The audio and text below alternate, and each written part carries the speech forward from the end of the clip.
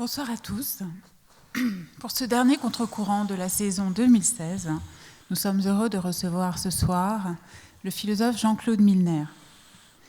Linguiste, auteur des penchants criminels de l'Europe démocratique et du Juif de savoir, ancien élève de Louis Althusser, comme Alain Badiou, ancien normalien maoïste, comme Alain Badiou. Leur ressemblance s'arrête cependant tout à fait là, on le sait.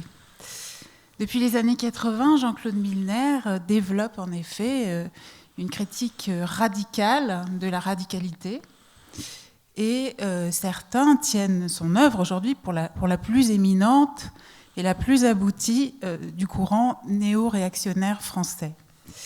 Je tempère immédiatement ce jugement polémique en disant, Jean-Claude Milner, que votre nouveau livre, dont nous allons amplement parler aujourd'hui, Relire la Révolution, constitue certes une condamnation sans appel des expériences révolutionnaires du XXe siècle, mais contient surtout un éloge à tous égards saisissant de la Révolution française, et même de ses figures les plus discutées, à commencer par celle de Robespierre.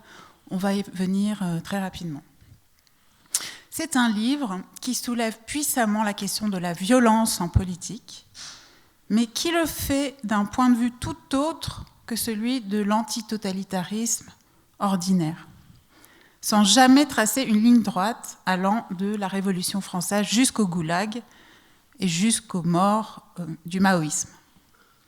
À cet égard, il occupe, on en conviendra, une position extrêmement singulière, moi je dirais même unique, dans le champ intellectuel français, raison pour laquelle cette discussion qui s'annonce sera à la fois houleuse, sans doute, mais importante.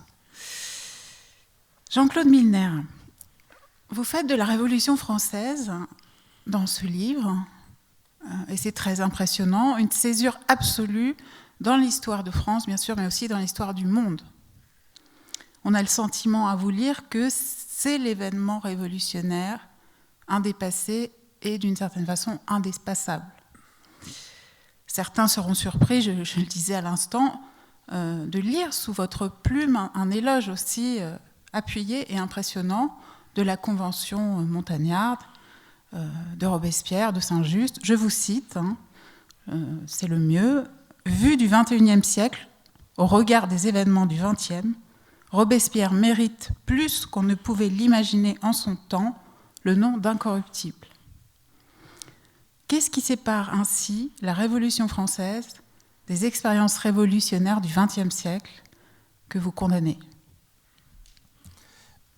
Ma réponse est en deux temps, parce qu'en fait, vous me posez deux questions.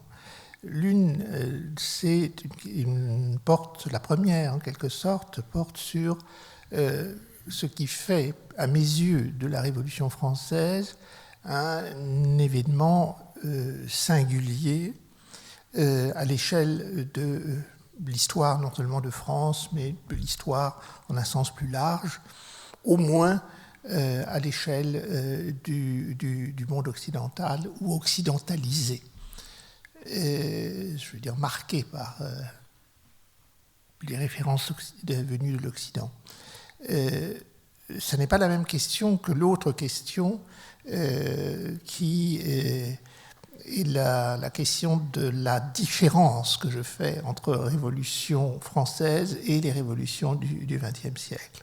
Sur la première question, il me semble que la Révolution française est autant moderne, dans l'espace de la pensée politique, ce qui a définitivement rompu la force de tout modèle cyclique.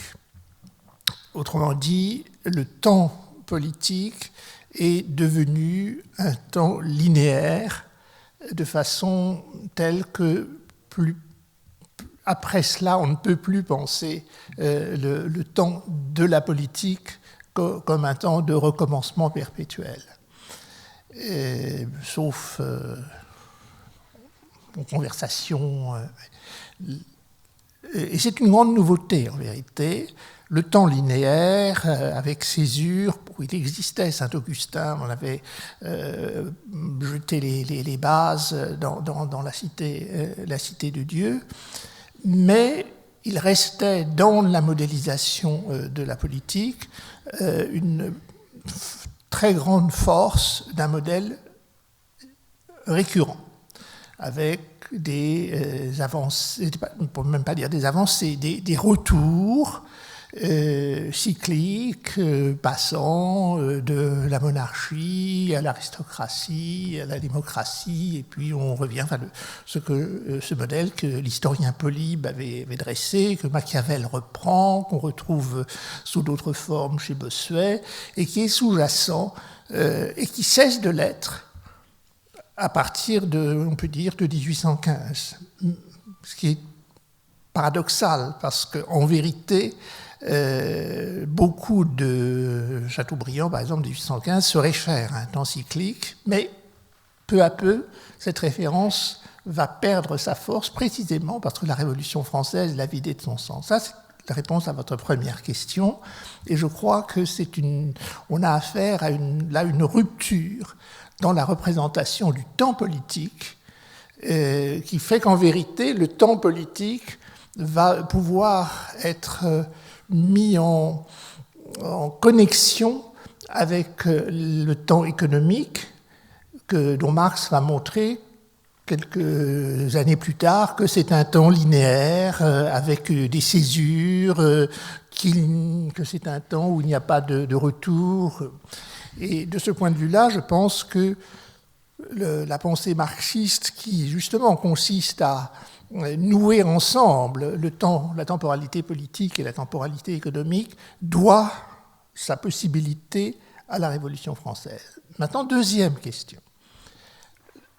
La première grande différence, et pour moi en fait fondamentale, entre la Révolution française et les révolutions du XXe siècle, c'est que la Révolution française n'est pas une conséquence d'une situation de guerre et de présence ennemie aux frontières ou à l'intérieur du sol. Présence ennemie aux frontières, et d'ailleurs en fait sur le sol, je pense à 1917, où la présence allemande avait déjà occupé toute une partie de l'ancien empire russe, et évidemment de façon encore plus forte à la révolution chinoise, qui se pense elle-même liée à la résistance anti-japonaise à la suite de l'invasion d'une partie de la Chine par le Japon.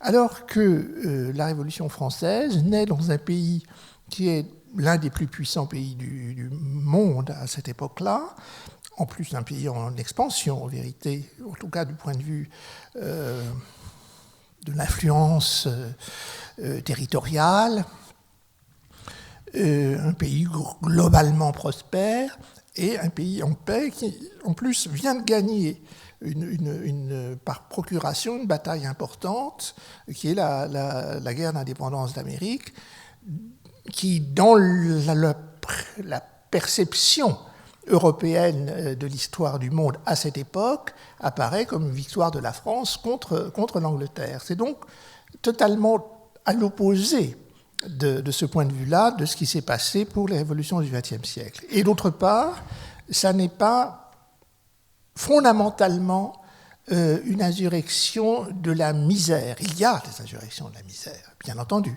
dans le cadre de la Révolution française. Vous dites dans le livre que la misère concerne Paris, la cherté des elle est très concentrée dans les villes, très concentrée dans les villes. Et en tout cas, ça n'est pas une misère à l'échelle d'un pays tout entier, comme c'était le cas, par exemple, pour la Chine, où véritablement, on peut parler de misère, de dénuement dans le cadre de la guerre sino-japonaise. Donc,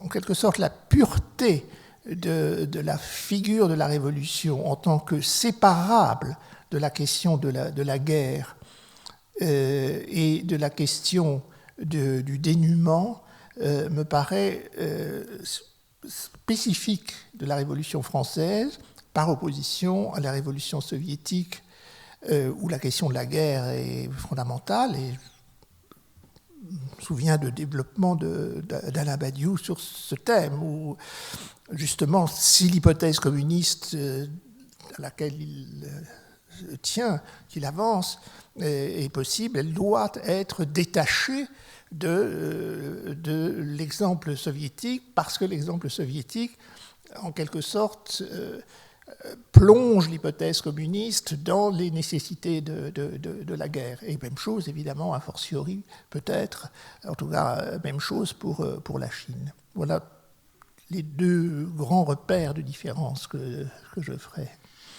Alors, Badiou, peut-être, qu'avez-vous pensé en première lecture de cette critique, de cette attaque quand même massive, parfois assez violente, des expériences révolutionnaires du XXe siècle, adossée à un éloge impressionnant de la Révolution française? Oui, je crois qu'en introduisant, comme il vient de l'expliquer, cet éloge de la Révolution française, Jean-Claude Milner se donne en quelque sorte des moyens supplémentaires d'éreinter les autres. C'est-à-dire que, en particulier, il réserve en quelque manière l'authenticité du mot révolution, dans sa pureté, à la Révolution française, pour les raisons qu'il vient d'indiquer, c'est-à-dire sa séparation d'avec la guerre, sa séparation d'avec la misère.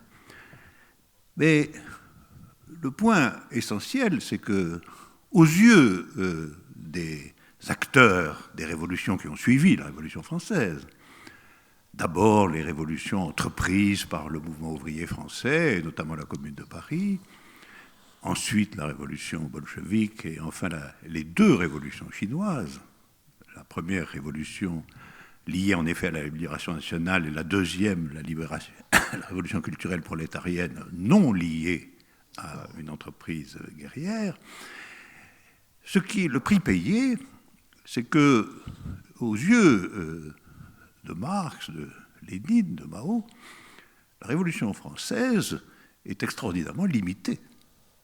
Elle est extraordinairement limitée dans sa signification historique, pour la raison qu'elle ne prend pas réellement position sur le noyau central de l'histoire des États et des organisations sociales depuis des millénaires, à savoir la fonction directrice de la propriété privée. Et tout de même, dans le manifeste du Parti communiste, Marx déclare à un moment donné « Tout ce que j'ai dit se ramène en dernier ressort à une seule formule, abolition de la propriété privée ». Les caractéristiques de la Révolution française sont intéressantes, sauf qu'elles se payent du prix que cette abolition de la propriété privée n'est aucunement de son domaine ou de son ressort, et que donc, du point de vue des révolutions modernes, c'est une révolution passée, qualifiée en vérité par les marxistes orthodoxes de révolution bourgeoise, c'est-à-dire une révolution qui, en réalité, ne touche pas au moteur même de l'organisation sociale et de ses conflits. Ça, c'est la première remarque que je ferai. Et la deuxième que je ferai, c'est que, enfin, je l'ai déjà introduite, c'est qu'il n'est pas tout à fait exact que l'ensemble des révolutions du XXe siècle aient été liées à la guerre, ce qui, en effet, je l'accorde, était une limitation de leur essence propre, de leur essence politique propre. Mais ce n'est pas le cas de la dernière d'entre elles, qui est la révolution culturelle en Chine, laquelle également éclate dans un pays apparemment stabilisé, dans le régime communiste classique, apparenté au régime soviétique qui est le sien. En fait, j'aimerais qu'à partir de là, à partir de ces discordances localisées, on remonte peut-être à ce que je crois être les axiomes fondamentaux du livre de Jean-Claude Milner. Ces axiomes me semblent se résumer à trois, et je les mets sur la table pour que nous les discutions. Le premier, c'est une définition philosophique de l'humanité, ou plus exactement de l'homme, à savoir l'homme, c'est un corps parlant. Alors c'est très frappant pour moi parce que dans mon livre de 2005, La logique des mondes, je commence par définir mon adversaire sous le nom de matérialisme démocratique, et je déclare que le matérialisme démocratique a pour définition l'énoncé « il n'y a que des corps et des langages ».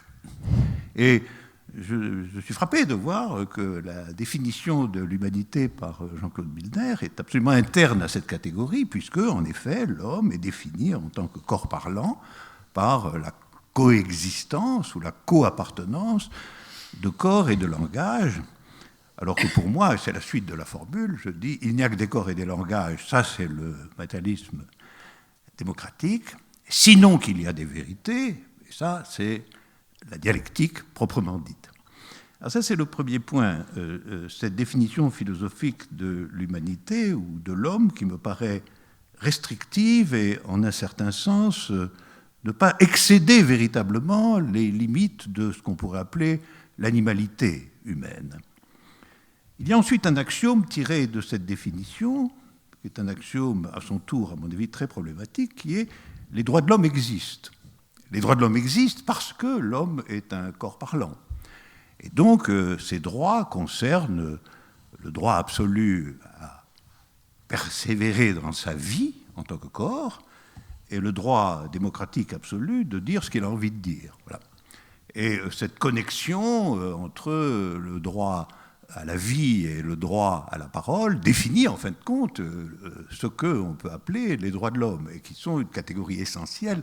C'est aussi une des catégories de justification de la singularité de la Révolution française, en réalité. C'est-à-dire qu'elle a été la mise à l'ordre du jour historique de la catégorie des droits de l'homme. Et puis le troisième énoncé essentiel, c'est une définition de la politique. Une définition de la politique qui est tirée de l'axiome, qui est tout à fait originale, particulière, c'est la politique consiste à ne pas tuer ses adversaires.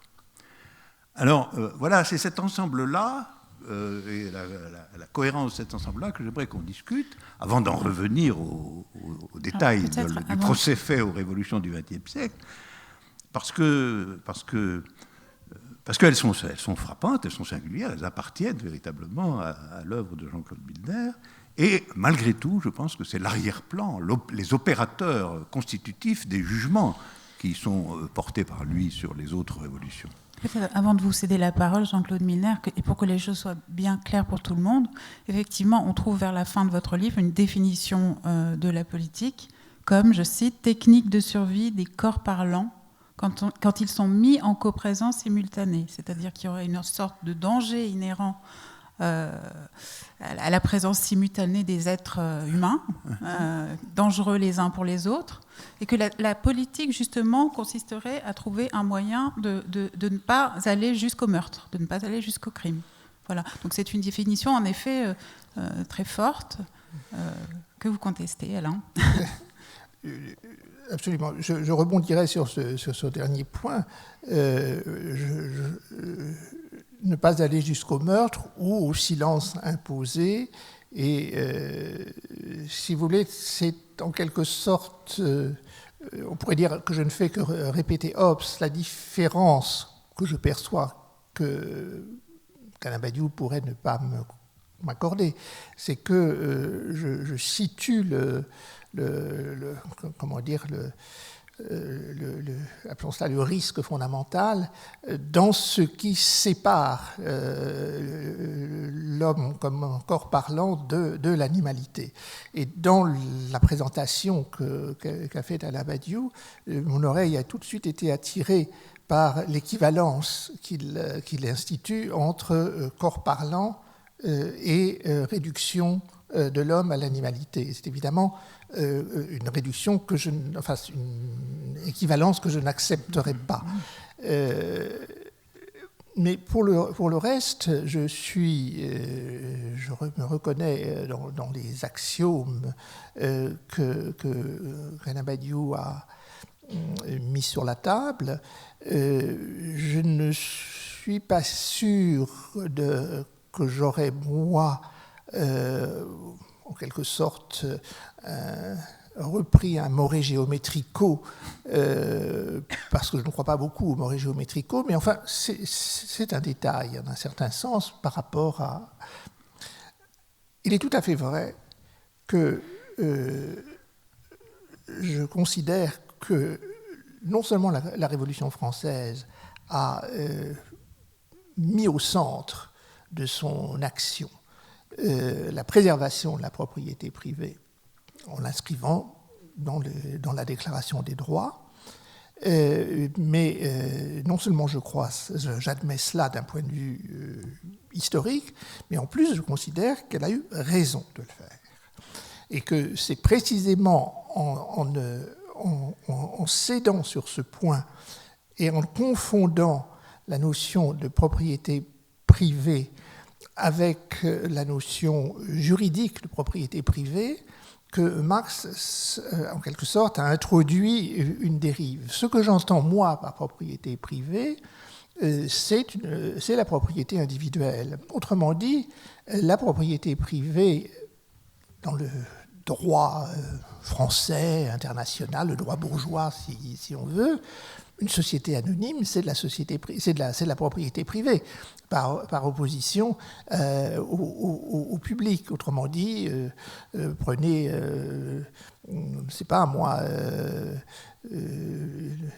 Esso, ou Exxon plus exactement. Exxon n'est pas la propriété de l'État, n'est pas la propriété d'un individu, pas de son directeur, c'est une propriété de ses actionnaires, mais à mes yeux, ça reste donc de la propriété privée parce que chaque actionnaire est propriétaire de ses actions, mais pour moi, ça n'est pas de la propriété privée au sens où je l'entends, et au sens où les révolutionnaires l'entendaient, me semble-t-il, ou en tout cas, c'est une question qu'ils se sont posée, la propriété privée, une propriété individuelle. C'est le « ceci est à moi » que Rousseau met au point de départ de la société civile. C'est donc, j'entends propriété privée en un sens restrictif, mais je maintiens que non seulement c'est historiquement au centre de la Révolution française, mais deuxièmement, je pense que c'est une bonne chose que ce soit au centre de la Révolution française, c'est de ne pas l'avoir mis au centre que les révolutions du XXe siècle, inspirées par Marx, ont manqué une marche, disons. La deuxième remarque que je ferai, c'est que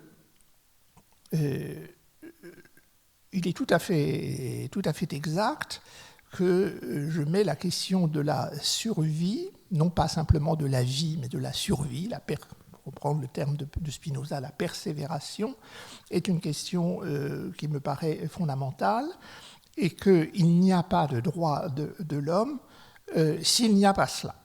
Et c'est une toute autre affaire que la question que la question de la libération de l'homme par l'homme. Je ne mets pas la libération de l'homme par l'homme comme axiome, j'en fais une conséquence des droits de l'homme et de la survie.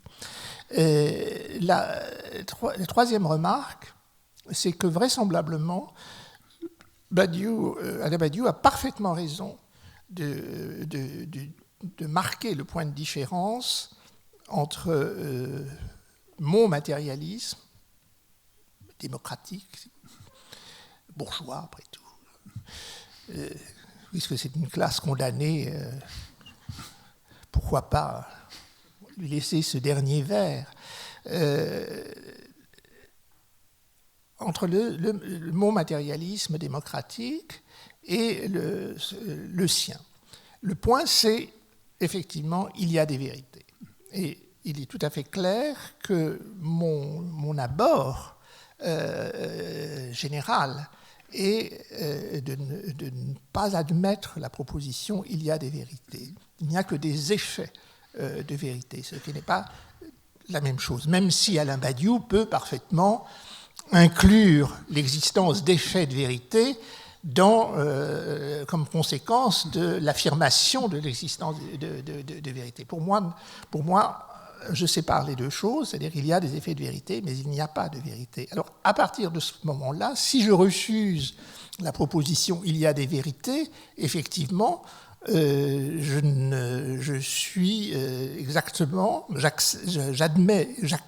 plus exactement, je revendique plus exactement encore ce point de séparation entre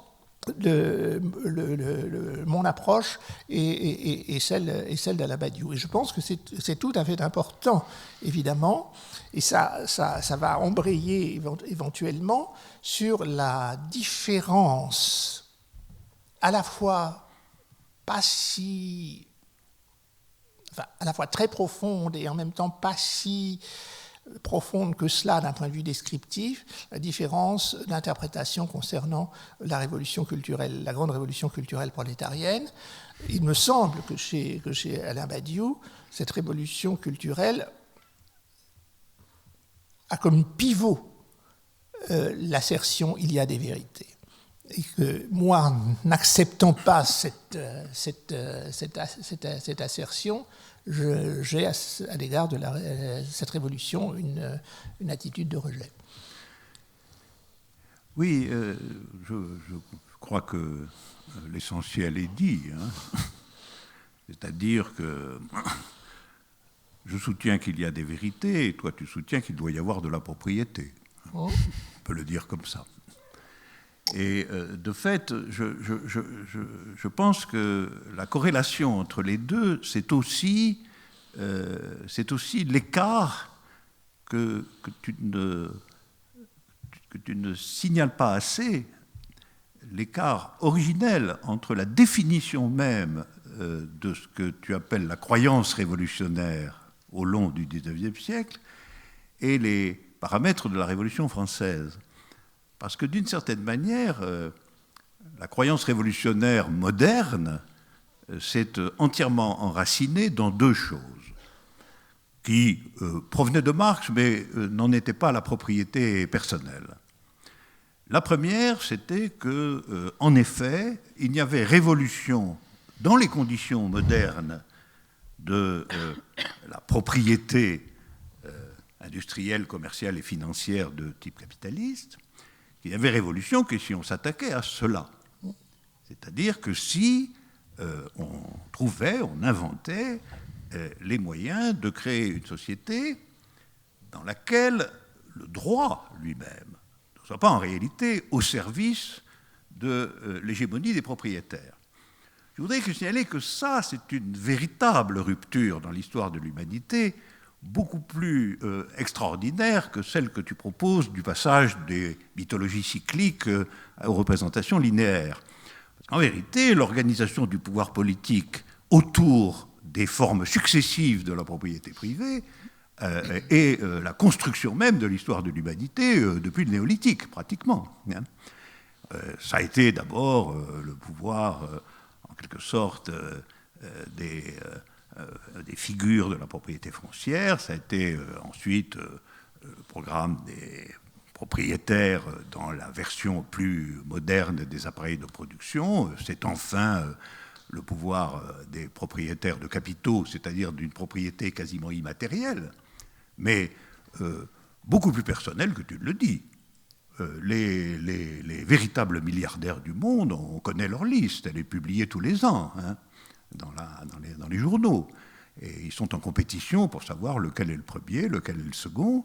Et je voudrais rappeler que dans le monde d'aujourd'hui, 264 personnes, qui sont des individus et pas des sociétés,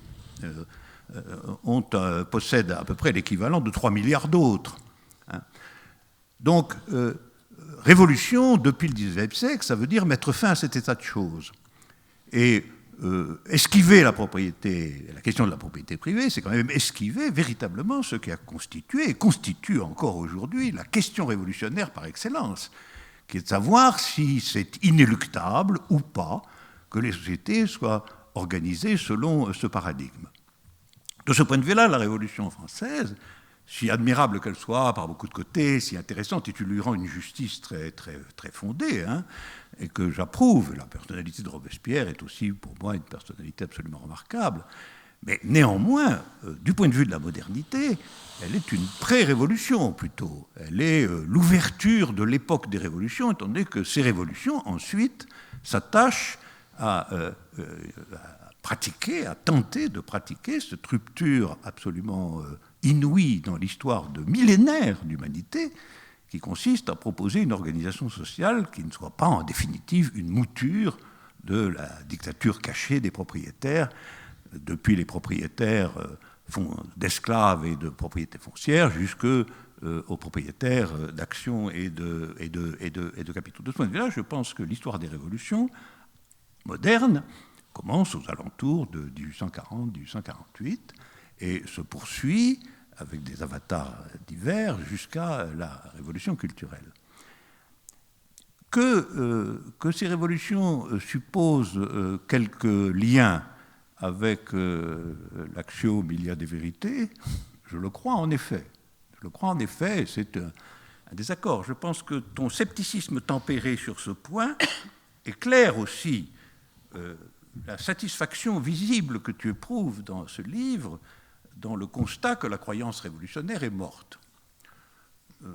Ce en quoi je crois que tu procèdes à un enterrement prématuré, hein, mais nous verrons dans la suite. Il y a des énoncés de plusieurs types dans votre livre à ce sujet, puisque je note aussi que vous écrivez « On ne peut pas exclure qu'elle revienne à propos de la Révolution, en réalité, et non plus seulement en images, quand on s'y attendra le moins. » Donc, mais ça, ce n'est pas la croyance révolutionnaire, c'est oui, la révolution. Non, mais peut-être la croyance révolutionnaire, les croyances, c'est très difficile de dire quand elles finissent, si j'ose dire. Donc je ne considérerais pas comme une réfutation le fait que la croyance révolutionnaire reprenne. Je ne parle pas de caricatures, comme il y en aura dans la campagne électorale qui s'annonce. Il y aura de la nouvelle présence de la croyance révolutionnaire. Je pense qu'on peut être d'accord les uns et les autres, sur le fait que ce ne sera pas une présence autre que caricaturale. Mais je voudrais revenir sur cette affaire de propriété. Je suis très, très sensible, moi, mais ce n'est pas une habileté, c'est quelque chose de sérieux. Je suis très sensible à une caractéristique de ce que Alain Badiou appelle l'hypothèse communiste. Ce qui me paraît caractéristique, c'est que la notion de propriété, mais d'aucune manière, n'y est pertinente. C'est-à-dire pas non plus sous la forme de l'appropriation collective des moyens de production.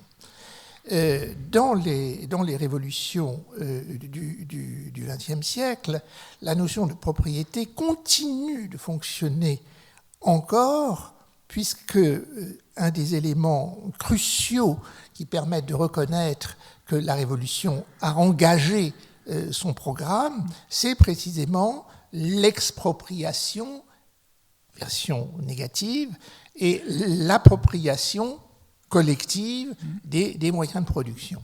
Ce qui veut dire qu'en vérité, on continue de faire de la question de la propriété, en quelque sorte, l'élément de diagnostic fondamental.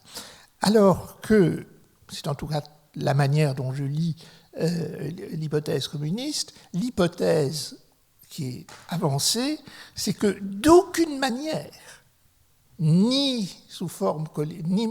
pas même sous la forme collective de l'appropriation, la propriété n'est pertinente. Mais en ce sens-là, je pense qu'il n'est pas vrai de dire que le marxisme représente, le marxisme, ou en tout cas disons le marxisme pour aller au plus simple, que la critique de la propriété bourgeoise soit une césure aussi forte dans le système d'analyse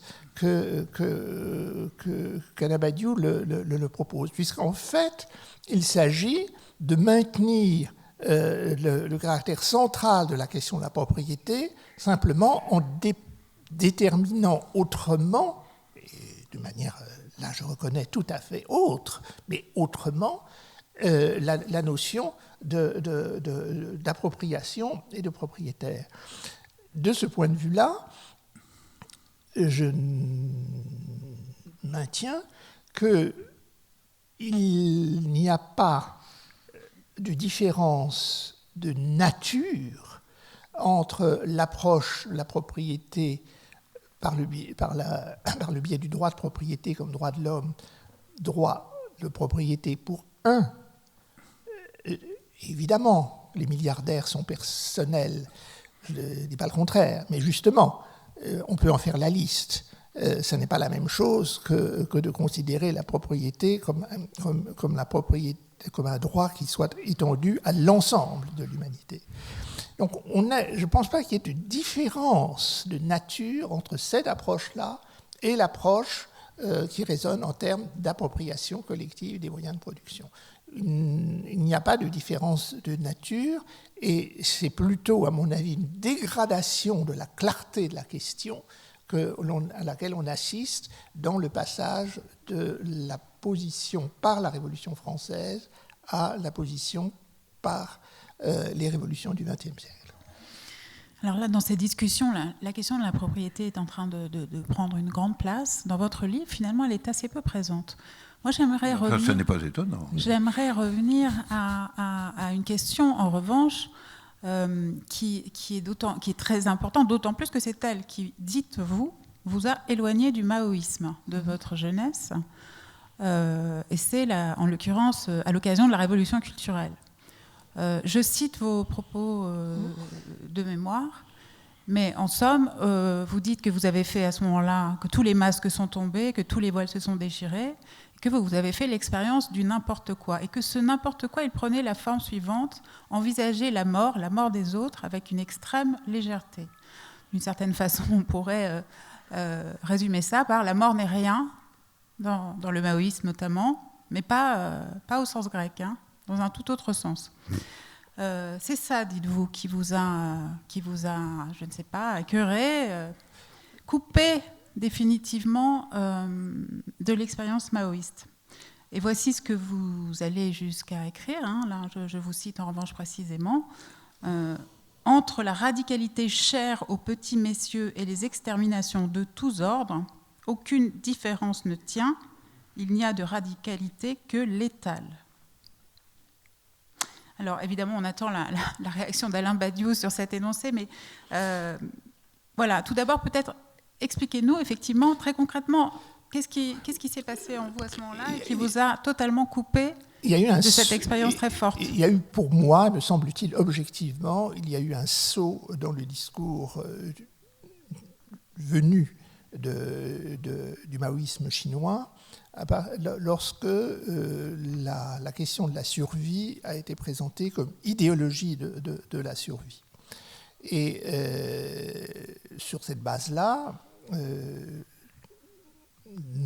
la révolution culturelle a développé des critiques extrêmement minutieuses, on peut le dire, profonde en un certain sens, par exemple des films soviétiques décrivant la guerre de partisans, en disant mais finalement ces films ont pour base l'idéologie de la survie, où on avait des anecdotes faisant l'éloge de quelqu'un qui, pour sauver son village, bloque sa respiration. Enfin bon, peu importe les détails, je ne voudrais pas réduire la révolution culturelle chinoise à des anecdotes. Pour moi, la révolution culturelle chinoise est une chose extrêmement importante.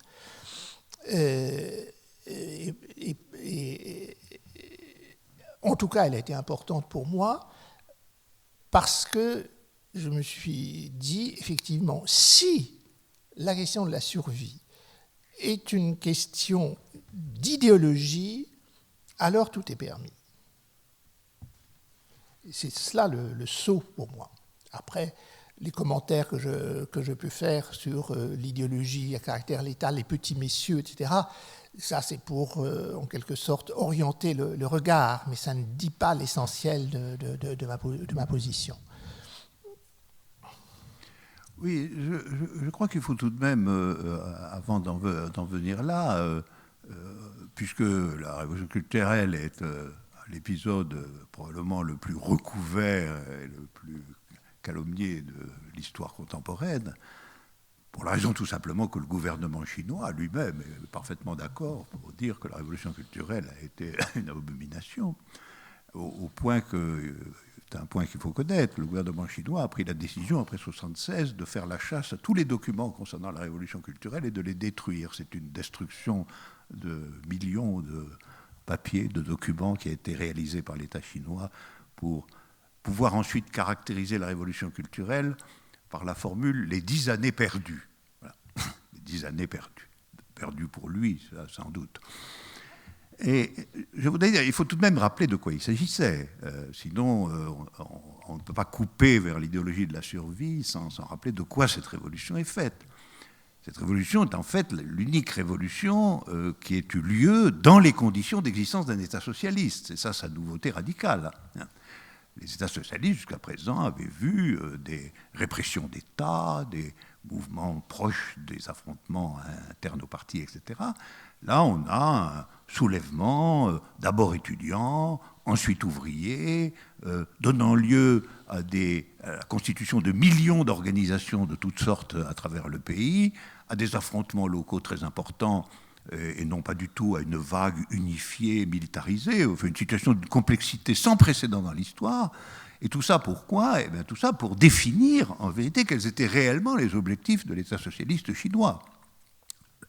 Est-ce qu'il s'agissait en réalité de poursuivre le mouvement vers le communisme, ou est-ce qu'il s'agissait de s'installer, comme de toute évidence l'avait fait l'État soviétique, sous le nom d'État socialiste, dans une forme de gestion qui, finalement, constituait une bonne partie des apparatchiks du Parti communiste, comme les nouveaux profiteurs, les nouveaux maîtres de la situation.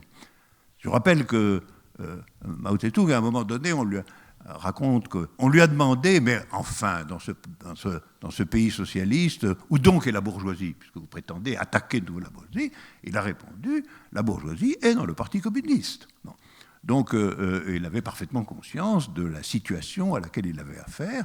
Et la révolution culturelle, c'est la première tentative, dans les conditions de l'État socialiste, de réactiver ce qui est la raison d'être de cet État, sa raison d'être théorique, à savoir le mouvement vers le communisme.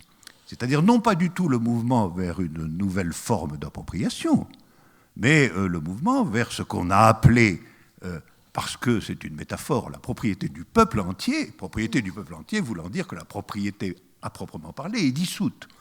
Et les Chinois ont produit, y compris pendant la révolution culturelle, d'innombrables analyses et commentaires sur les différentes étapes du devenir en direction de la propriété du peuple entier, qui passait par le fait qu'il y avait des propriétés en effet intermédiaires, collectives, municipales, régionales, etc., mais que le but ultime était de dissoudre la propriété dans la figure de la propriété du peuple entier. Donc, la révolution culturelle, c'est ça. Alors, la révolution culturelle a eu une extrême gauche d'une radicalité considérable et qui a, en un certain sens, nui à son processus. Ça, c'est absolument exact. Le groupe qui a constitué la direction de fait de la révolution culturelle était un groupe impatient, souvent violent, qui traitait les complexités de la situation de façon unilatérale. Et il s'est heurté à Mao lui-même, y compris la femme de Mao, qui était insérée dans ce groupe des ultras. Il lui a fait savoir qu'il fallait se rappeler qu'en politique, ce qui compte, ce n'est pas les personnes et les emblèmes, mais que ce qui compte, c'est les contenus. les contenus, en l'occurrence, les contenus de l'hypothèse communiste. Je pense que c'est bien d'elle qu'il s'agissait en la circonstance. Voilà. Alors, du coup, la figure de l'héroïsme révolutionnaire, immaculé, pur, marchand, quels que soient les risques, etc., a pu prendre en effet des tours qui sont ceux que tu dénonces. Je ne crois pas du tout que c'est jamais été, en tant que tel, la position officielle et la position dirigeante du Parti communiste chinois dans cette tourmente. Ça a été simplement ce qui se passe toujours, y compris dans les périodes de mouvement, dans les simples périodes de mouvement, qui sont une radicalité subjective, une figure héroïque de l'engagement, qu'on reconnaît bien ailleurs que dans la Chine de la révolution culturelle. Là aussi, ce qui compte, c'est le contenu, c'est-à-dire autour de quoi tout cela tournait-il?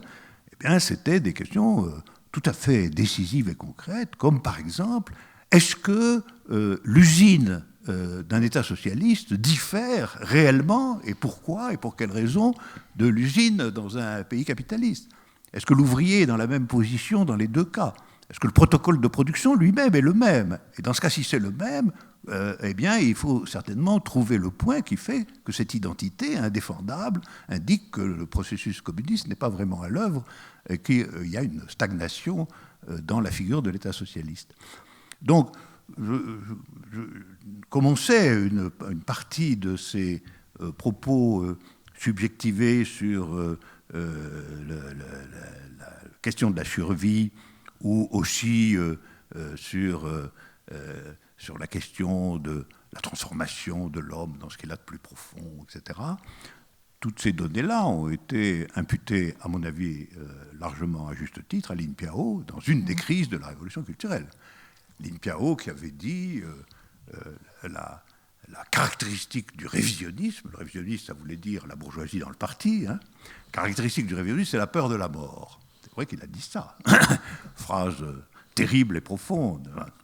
Mais on ne peut pas ramener la révolution culturelle à cette tendance de son développement, parce que je voudrais rappeler que la révolution culturelle a mis aux prises des orientations politiques tout à fait différenciées, antagonistes et en même temps extraordinairement ramifiées et complexes, créant en réalité la situation de débat politique la plus extraordinairement démocratique qu'on ait jamais vue. Parce que les libertés accordées aux groupes pendant la révolution culturelle sont sans précédent dans l'histoire. Ils ont obtenu jusqu'à la liberté d'entrer dans les ministères, de regarder les archives des ministères, de les critiquer, etc. C'est-à-dire ils ont réellement eu l'autorisation d'entrer dans l'appareil d'État lui-même. Et d'ailleurs, dans la principale réunion de garde rouge sur la place de Pékin, Mao avait dit « Mêlez-vous des affaires de l'État ». Mêlez-vous des affaires de l'État. Le mouvement doit se mêler directement des affaires de l'État. Et l'État n'a contrôlé à certains moments que certains secteurs privilégiés de la société et de l'appareil d'État. Voilà ce que je dirais là-dessus. Or, ça c'est quand même une révolution qui n'est pas liée à la guerre et qui est une expérimentation dans les conditions de l'État socialiste, analogue, au fond, à ce qu'a pu être la Commune de Paris dans les conditions du capitalisme du XIXe siècle. C'est pourquoi j'ai toujours soutenu que la révolution culturelle, c'était en un certain sens la Commune de Paris de l'époque des États socialistes, à savoir une entreprise sans précédent dans l'histoire. Elle se déclarait elle-même telle et elle était telle, comme était la Commune de Paris, une entreprise sans précédent dans l'histoire, le premier gouvernement ouvrier de l'histoire de l'humanité. Et cette expérimentation échoue, en fin de compte, dans des conditions, dans les deux cas, extraordinairement dramatiques. Dans le premier cas, 30 000 ouvriers fusillés dans les rues de Paris. Dans le deuxième cas, des violences considérables et résorbées petit à petit, en réalité, par le retour aux conditions de dictature de l'État et du parti.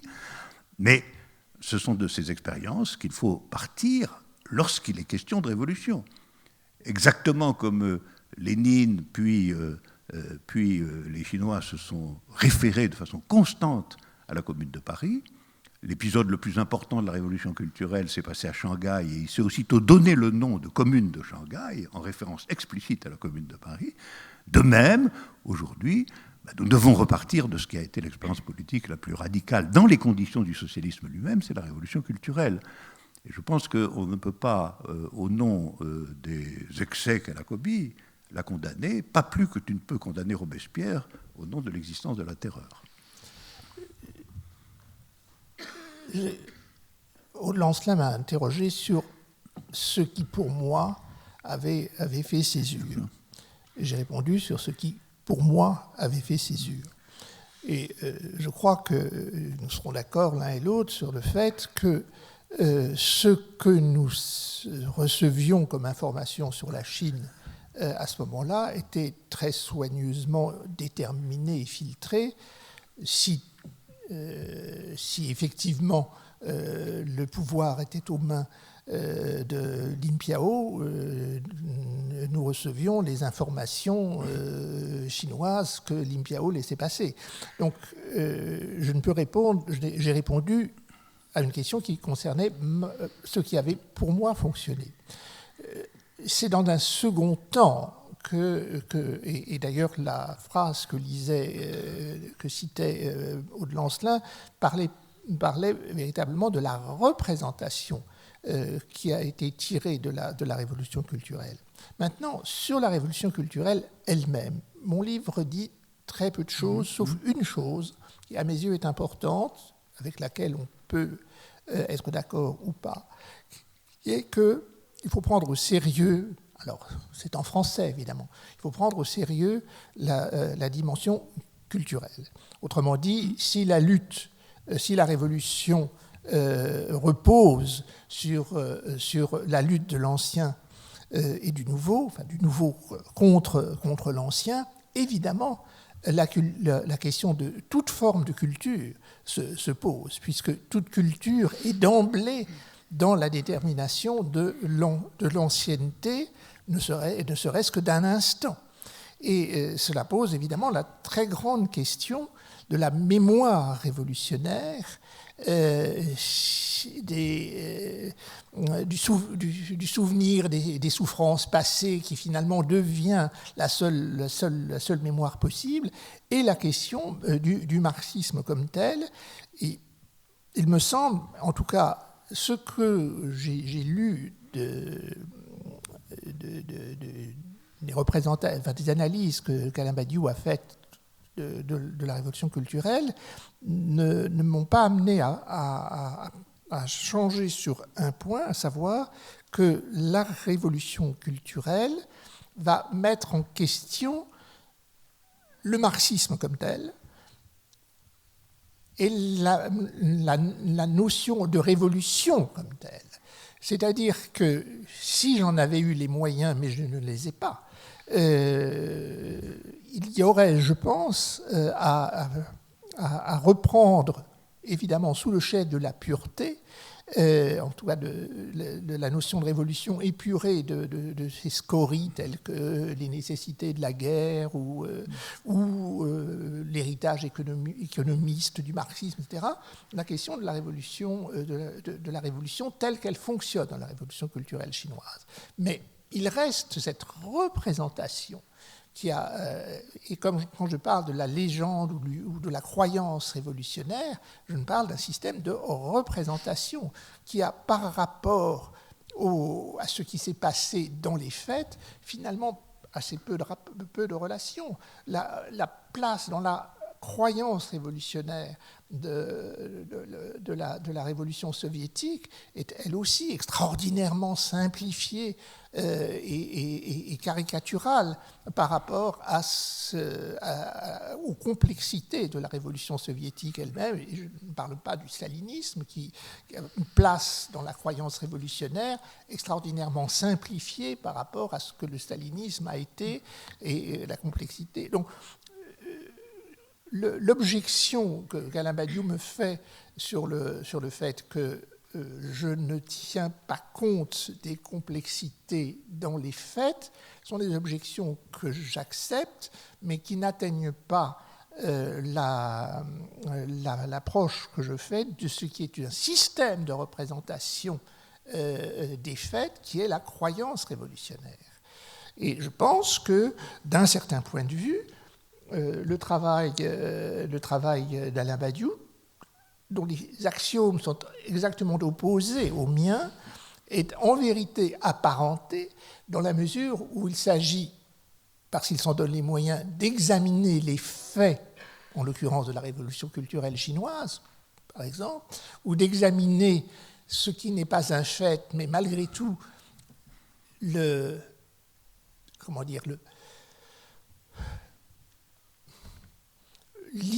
qui peut permettre d'évaluer les faits, à savoir l'hypothèse communiste, de se donner ces moyens-là pour épurer, en vérité, tout l'héritage de la croyance révolutionnaire. Donc, je crois, pour résumer les choses, que notre opposition concerne le fond, c'est-à-dire les axiomes. Là, je crois que c'est véritablement une fracture sur la question de la vérité, sur la question de tout ce que nous avons évoqué, mais sur l'abord, de sorte la volonté d'épurer les représentations, d'épurer les faits révolutionnaires de la représentation qui en a été donnée, je pense que, même si les résultats ne sont pas les mêmes, je pense que cette volonté-là est parallèle. Puisqu'on parle de la représentation des révolutions et de la mémoire, enfin des traces qu'elles laissent dans les mémoires collectives, il y a un des grands sujets de votre livre, c'est bien sûr les vicissitudes de la représentation de la Révolution française. Vous évoquez notamment les différentes offensives qu'elle a subies dans notre pays. Vous citez deux noms propres à ce sujet. Donc il y a François Furet, bien sûr, et puis François Mitterrand aussi, dans un passage très frappant de votre livre qui concerne le bicentenaire de la célébration de la Révolution française. Vous dites que la façon dont son souvenir aujourd'hui est transmis est largement abaissée, qu'elle est devenue une sorte de jeton hors d'usage que l'institution scolaire et l'État font encore circuler, mais qu'ils ont vidé de son sens. Vous écrivez « Rien ne peut arriver de pire à un non que ce mode de survie ». Est-ce que vous pouvez développer ce point ? Sur François Mitterrand, je crois qu'il est peu douteux, en tout cas à mes yeux, que sa formation propre, ce qu'on sait de sa formation personnelle, de son histoire personnelle, je pense que son interprétation de la Révolution française devait beaucoup plus à l'abbé Baruel, c'est-à-dire celui qui faisait de la Révolution le résultat d'un complot de francs-maçons, qu'aux historiens du type Mathiez ou Soboul, en tout cas à l'école d'interprétation marxiste ou marxisante de la Révolution française. Et je crois que non seulement cette représentation était présente dans son esprit, mais qu'il a véritablement voulu débarrasser la République française d'une figure souveraine encombrante, qui était la figure de la Révolution. Il y a été aidé par des circonstances, effectivement, la mise en rapport direct du stalinisme avec Robespierre, etc. Enfin, je passe sur les détails. Il y a deux choses qui m'ont frappé. Il y en a trois en réalité. Il y en a une que je cite dans mon livre, qui sont les fêtes du bicentenaire, qui ont été demandées, organisées par un très bon spécialiste du défilé d'événementiel qui s'appelait Jean-Paul Goude, et dont on peut dire qu'il était le spécialiste de l'éphémère. Autrement dit, ça veut dire que la Révolution française, c'est comme le défilé des Miss France. Ça dure une année, quoi. Et puis après, on passe à autre chose, à un autre défilé, qui sera le défilé, mettons, du 14 juillet, où chanter le temps des cerises en l'honneur de François Mitterrand, place de la Concorde. Enfin, bon. Il y a une deuxième chose qui m'a beaucoup frappé, c'est la différence entre la désinvolture de la célébration du bicentenaire de la Révolution française et l'extraordinaire faste et implication personnelle que François Mitterrand, nouvellement élu, a mise autour du château de Versailles. Autrement dit, raccrocher en quelque sorte le pouvoir présidentiel français aux rois qui en 1000 ans ont fait la France, c'est la formule de Maurras. Faire de Versailles le lieu de célébration de la République telle qu'elle devait devenir, changer la vie, ça veut dire aussi oublier la Révolution. Le troisième point, je m'en suis rendu compte très récemment, c'est la légende suivant laquelle François Mitterrand a dépénalisé l'homosexualité en France. C'est une légende qu'on trouve partout, dans les associations. La réalité, c'est que l'homosexualité a été dépénalisée par la Révolution française. Et que, depuis ce moment-là, le Code civil a continué à maintenir cette dépénalisation. Il a fallu attendre Vichy pour, par un biais, rétablir un traitement différentiel de l'homosexualité par rapport à l'hétérosexualité dans des affaires en quelque sorte d'ordre public, de désordre sur la voie publique, par une mesure qui n'a été abolie que très tard, et pas par Mitterrand, par Raymond Barre. Donc, non seulement la Révolution française n'a pas été célébrée comme elle devait l'être, mais une des grandes mutations sociétales, comme on dit, dues à la Révolution française, eh bien, a été versée au compte de François Mitterrand. On ne peut pas rêver plus déplacement plus complet. C'est à la fois un détail et pas un détail. Le rôle de François Furet, il était là, si j'ose dire, il avait une présentation, une vision des choses d'un historien, très bien. Il a servi à ce moment-là. S'il n'avait pas été là, ça aurait été pareil. On se serait appuyé sur quelqu'un d'autre, Taine, s'il l'avait fallu, enfin, peu importe. C'est à la fois, je dis, un détail et pas un détail, parce que ça engage un processus qui est un processus actuellement en cours dans le système d'enseignement public, qui est la déshistorisation systématique. Autrement dit, non seulement, sous couvert de mettre entre parenthèses la chronologie, on fait disparaître la possibilité qu'il y ait des césures dans l'histoire. Que la Révolution française en soit une, pas forcément la seule. Ça veut dire aussi que la Commune de Paris, par exemple, n'apparaîtra d'aucune manière. Elle apparaissait déjà pas beaucoup dans l'enseignement que nous recevions autrefois, mais là, plus du tout. Donc il y a quelque chose qui s'est passé et qui a une conséquence assez grave.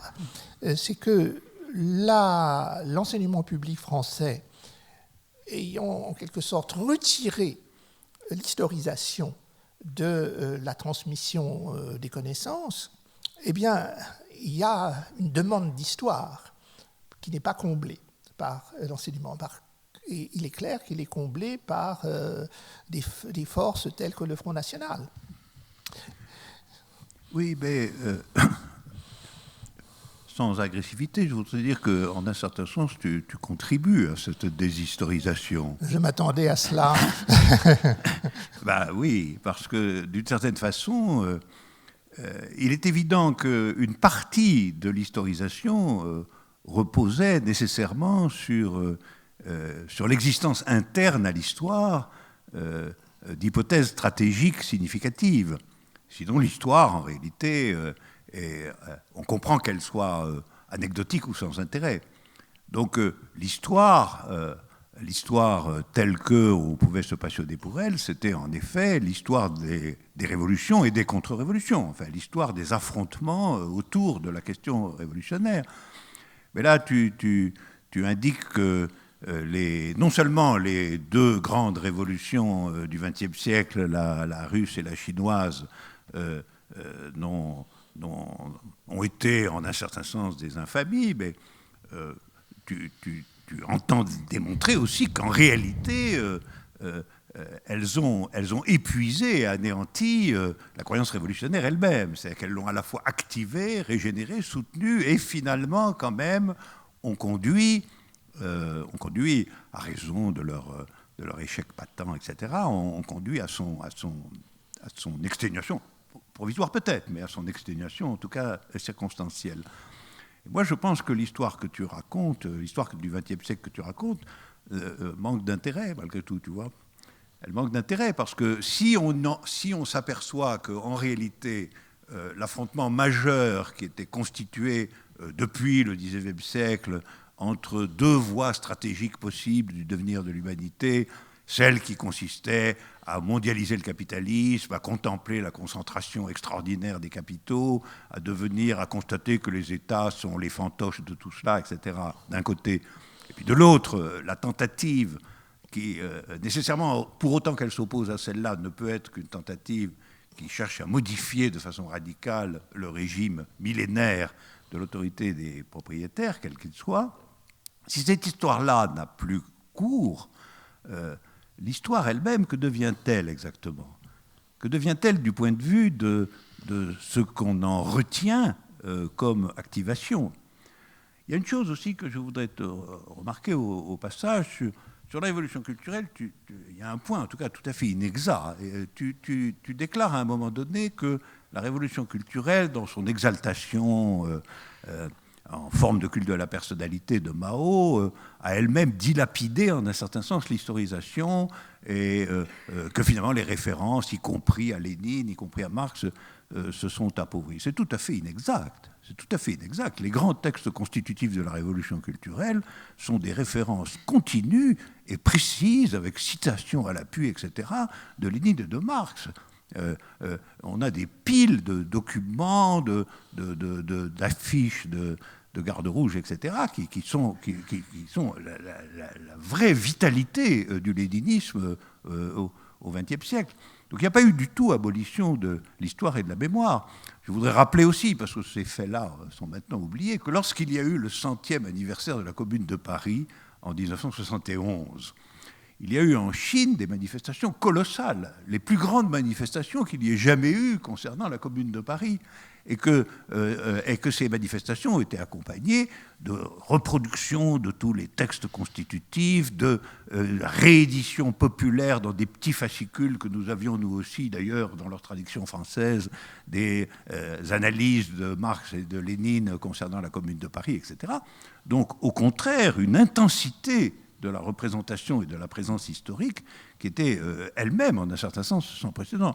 Je me souviens que nous trouvions extraordinaire de voir, y compris des photos de ces manifestations gigantesques célébrant la Commune de Paris dans des villes, dans des capitales chinoises, comme nous utilisions constamment la circulation des innombrables fascicules, brochures, etc., reproduisant les textes fondamentaux de Lénine et de Marx. On peut dire que la révolution culturelle a été au contraire un réexamen en situation comme il n'y en a nulle part eu de la même ampleur, de l'héritage marxiste. Et ça, c'est un point important dans ce que tu appelles l'histoire de la croyance révolutionnaire, parce que l'histoire de la croyance révolutionnaire à mon avis, ce n'est rien d'autre que l'histoire de la vie, de la force ou de la faiblesse, du déploiement de l'hypothèse communiste dans l'histoire aujourd'hui. Et on ne peut pas citer la révolution culturelle comme un élément négatif à cet égard. Ça, je ne le crois pas du tout. Ce que tu viens de dire m'amènerait à conclure que la révolution culturelle, en vérité, a voulu rompre avec la croyance révolutionnaire, justement, et en pratiquant un retour au texte et un réexamen qu'il n'y ait pas de malentendu. Pour moi, dans croyance révolutionnaire, le mot croyance est important. Le mot croyance est important et ce n'est pas la même chose que la mémoire révolutionnaire ou la tradition révolutionnaire. Si on entend par tradition la transmission réfléchie, je maintiens que, en tout cas, pour l'Europe, puisque c'est très eurocentré, mon livre, mais ce n'est pas caché, c'est très eurocentré. Il est même franco-centré. Voilà, mais ce n'est pas caché, je veux dire. C'est affirmé, que ce soit franco-centré et eurocentré pour une certaine période.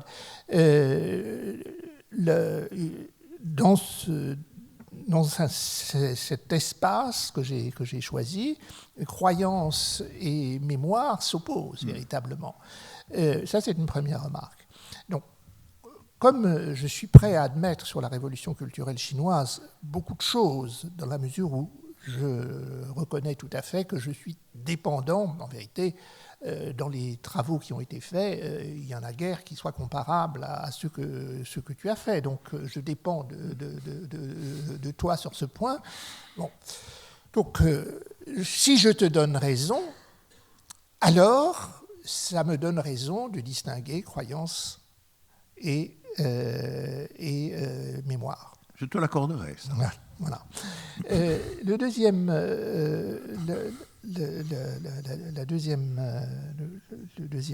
point, c'est que on en revient toujours concernant l'histoire.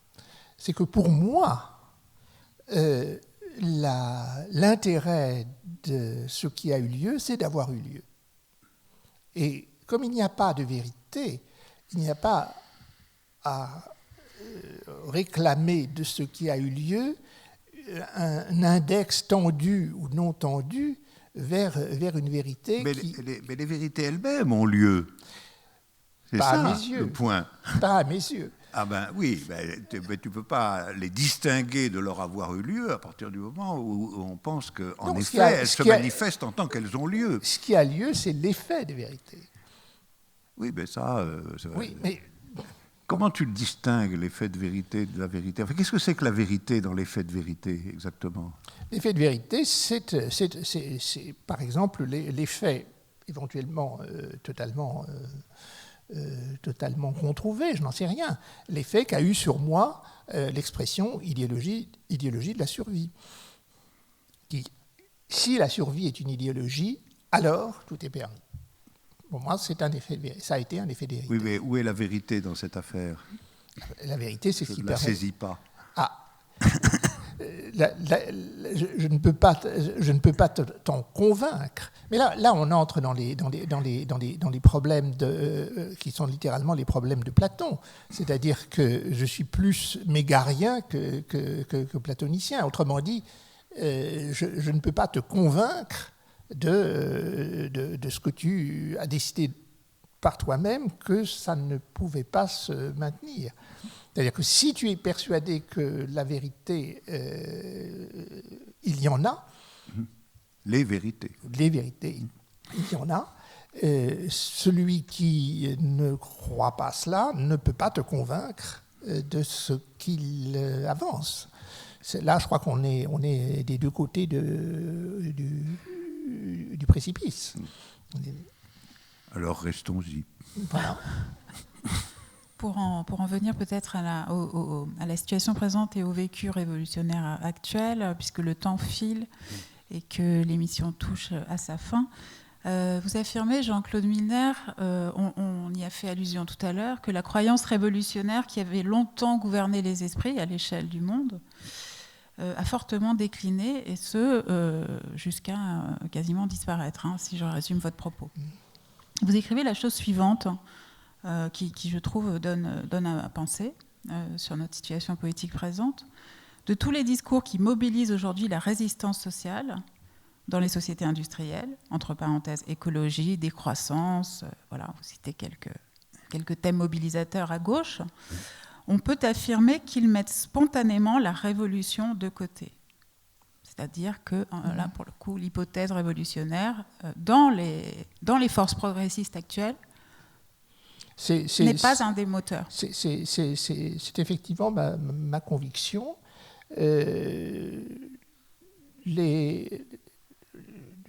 Alors, c'est de l'ordre de la description, mais me semble-t-il, les discours auxquels je fais référence dans les sociétés industrielles, et je pense non seulement à la France, là, mais je pense aussi à ce qui se passe aux États-Unis, ce sont des discours où précisément, sous quelque forme qu'on entende la révolution, c'est-à-dire soit sous la forme, en quelque sorte, anti-propriété, contre-propriétaire d'Alain Badiou, ou que ce soit ma conception qui soit l'affirmation de droit du corps avec la propriété comme incluse dans les droits du corps, que ce soit les deux interprétations, aucun des discours qui se présentent comme discours de radicalité n'en fait état. Ce sont des discours qui disent, en gros, ce que vous croyez être des changements importants ne sont pas importants. Ce qui est important, pratiquement, peut-être que je caricature, mais si vous prenez par exemple la climatologie, enfin, le discours sur le climat, c'est en gros, le climat, fondamentalement, c'est hors de la portée des êtres humains. Mais les êtres humains doivent faire comme si ils y pouvaient quelque chose. Et il y a énormément de discours de ce type-là, alors que le discours révolutionnaire, je répète, sous quelle que soit la forme que l'on en prenne, celle de Badiou ou la mienne, revient à la formule de Marx, c'est-à-dire que l'homme se pose des problèmes qu'il peut résoudre. C'est à mon avis cela qui est en perdition. En vérité, là, je serais assez d'accord, justement, avec le risque qu'on finisse par conclure par un accord, qui serait quand même une conclusion. Oui, parce qu'en réalité, il est bien vrai que une revendication ou une demande ou une protestation ou une proposition doivent être jugées, de mon point de vue, à l'aune d'un certain nombre de principes issus de l'hypothèse révolutionnaire elle-même. De l'hypothèse révolutionnaire, le mot révolution n'est pas forcément le plus approprié dans cette affaire. Enfin, de l'hypothèse politique stratégique, de la rupture stratégique qu'on a dans l'esprit en parlant. Et comme dans la plupart des cas, ce critère n'est pas réellement mis à l'ordre du jour, n'est pas investi, n'est pas pratiqué, je reconnais qu'aujourd'hui, dans la plupart des phénomènes qui se présentent sous le signe de la radicalité, quelque chose fait défaut qu'on peut appeler la croyance révolutionnaire, si l'on veut, qu'on peut subjectiver sous le nom de croyance révolutionnaire. Mais c'est quelque chose qui fait défaut, c'est une pensée stratégique de la politique. C'est la politique qui fait défaut, en réalité, y compris dans des propositions qui se présenteraient ou qui se présentent sous le signe de la possibilité d'une politique différente. Parce que c'est ça le point, finalement, c'est que, en fait, bien plus importante que la question de la différence entre croyance, mémoire, etc., auquel on peut accorder, effectivement, bien plus importante que ça, est la question fondamentale de savoir s'il existe aujourd'hui une politique dont la stratégie ne soit pas interne, en réalité, sous une forme ou sous une autre, aux conditions générales de l'ordre établi. Voilà. Et je pense que dans l'ordre actuel des choses, on peut, pour l'instant, répondre négativement à cette question. Une telle politique, en réalité, n'existe pas, et c'est pourquoi nous sommes dans une autre époque que l'époque des États socialistes qui ont précédé. Cette politique n'existe pas, et elle doit être, par conséquent, refaçonnée, réinventée. Mais après tout, en 1848, elle n'existait pas non plus. Elle n'existait pas non plus. Et en un certain sens, au moment où Lénine n'écrit que faire, elle est aussi dans un complet désarroi. Elle a été empatouillée dans la social-démocratie allemande et elle est devenue collaboratrice et inefficiente. Donc, ces structures du recommencement de l'hypothèse politique stratégique dont nous avons besoin pour ne pas être purement et simplement prisonnier, y compris mentalement, du conservatisme dans le monde tel qu'il est, c'est un épisode qui a déjà eu lieu. Il faut s'inspirer de cet avoir eu lieu, précisément, pour recommencer. Recommencer. Un dernier mot, peut-être, Jean-Claude Mineur.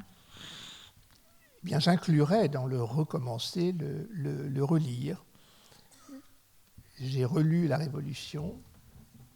Je termine en ouvrant la possibilité d'un recommencement. Je ne le garantis pas.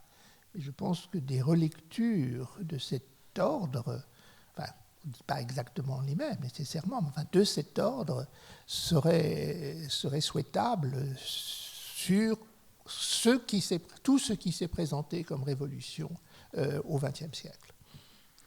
On ne peut pas exclure que la révolution revienne quand on s'y attendra le moins. Vous écrivez ça, néanmoins. On ne sait ni le jour ni l'heure. Ça, c'est bien vrai. Ça, c'est bien vrai. Merci à tous. À bientôt, en 2017, pour une nouvelle édition de Contre-courant.